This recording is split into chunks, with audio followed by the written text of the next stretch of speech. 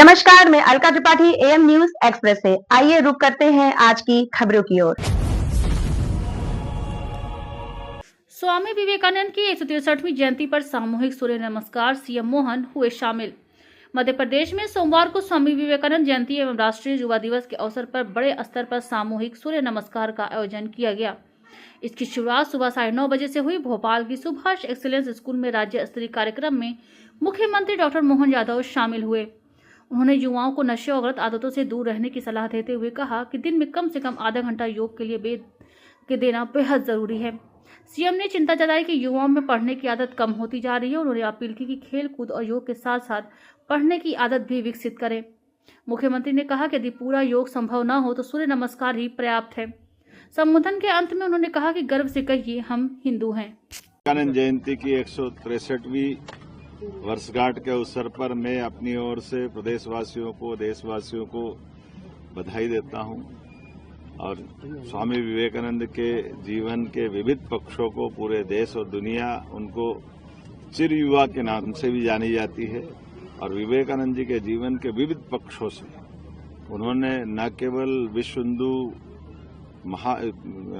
विश्व धर्म सम्मेलन में हिंदू धर्म की व्याख्या के आधार पर दुनिया के अंदर सनातन धर्म की संस्कृति का परचम लहराया था, बल्कि भारत के मूल गुण जिनके भरोसे से प्रकृति के साथ मानव जीवन की एकजुटता क्या होती है, वसुदेव कुटुंबकम की भावना क्या होती है, विविध प्रकार के दर्शन के आधार पर भारतीय विशेषताओं को दुनिया के अंदर उन्होंने प्रकट किया था।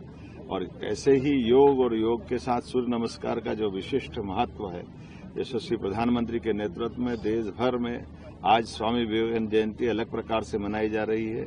और ये भी एक ही और कारण है कि समुद्र के किनारे सोमनाथ के मंदिर में भी एक साल तक 1000 साल के पुराने उस अतीत के काले धब्बे के आधार पर जहां देश का मान मर्दन करने का प्रयास किया था, आजादी के बाद सरदार वल्लभ भाई पटेल के नेतृत्व में न केवल सोमनाथ का मंदिर पुनः दुनिया के सामने अपना सीना तान के आस्था और विश्वास के साथ खड़ा है।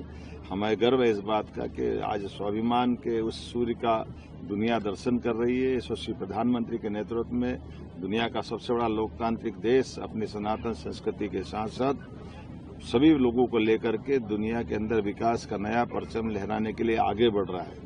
आइए हम सब विवेकानंद जयंती के अवसर पर, युवा दिवस के अवसर पर दुनिया के सबसे युवा देश और सबसे युवा कुछ चुनिंदा प्रदेशों में से मध्य प्रदेश भी है, मेरी अपनी ओर से 9 करोड़ वासियों को बधाई, देशवासियों को बधाई, विवेकानंद जयंती की बधाई।